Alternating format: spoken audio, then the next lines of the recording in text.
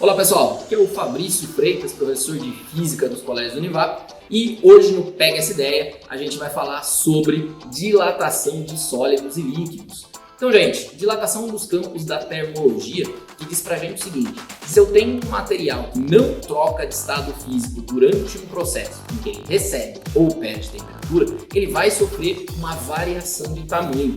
Existe uma coisa marcante sobre a dilatação dos corpos que é o seguinte: para a grande maioria dos casos, aumento de temperatura igual a aumento de tamanho, diminuição de temperatura igual a diminuição de tamanho.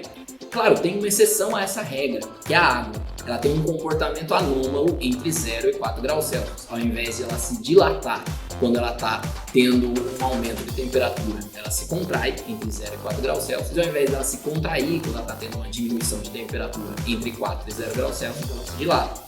Isso, por exemplo, faz aquele problema de você encher uma garrafa de vidro cheia de água, colocar num freezer e a garrafa quebrar. E quando está chegando perto dessa temperatura limite aí, entre 4 e 0 graus Celsius, a garrafa continua contraindo e a água lá dentro se expande e acaba quebrando o recipiente. E aí, falando sobre dilatação, é importante a gente saber algumas coisas. Primeiro, dilatação acontece sempre nas 3 dimensões dos corpos. Todos os corpos se dilatam em 3 dimensões porque o nosso universo é tridimensional. Então a dilatação acontece para todas as dimensões. Entretanto, nem sempre a gente quer analisar essa dilatação nas 3 dimensões. Por isso existem 3 equações. Uma para quando você se interessa pela dilatação unidimensional, outra para quando você se interessa pela dilatação em 2 das 3 dimensões e a última para todas elas. As equações basicamente multiplicam 3 características: condição inicial vezes coeficiente de dilatação vezes a variação térmica. E elas vão medir para a gente um aumento de tamanho quando a temperatura, o ΔT, é positivo, e uma diminuição de temperatura quando o ΔT é negativo. Para quase todos os casos, como a gente já comentou, a exceção é aquele caso da água.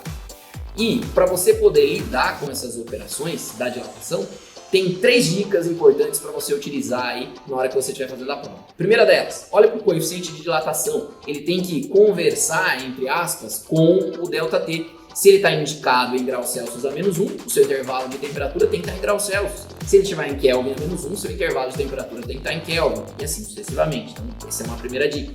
Uma segunda dica quando você for fazer os exercícios de dilatação é você ficar atento para o que o autor está te pedindo. Ele quer mesmo saber o quanto aumentou, diminuiu de tamanho, ou ele quer saber o tamanho final? Se ele quer saber o tamanho final, o que você faz? Calcula a dilatação multiplicando aqueles 3 fatores, o tamanho inicial, o coeficiente de dilatação e a variação térmica, e soma com o tamanho inicial para achar o tamanho que ele ficou depois. E por último, mas não menos importante, se você estiver trabalhando com um líquido que estiver dentro de um recipiente, é bom você saber que os coeficientes de dilatação dos líquidos tendem a ser maiores do que os dos sólidos.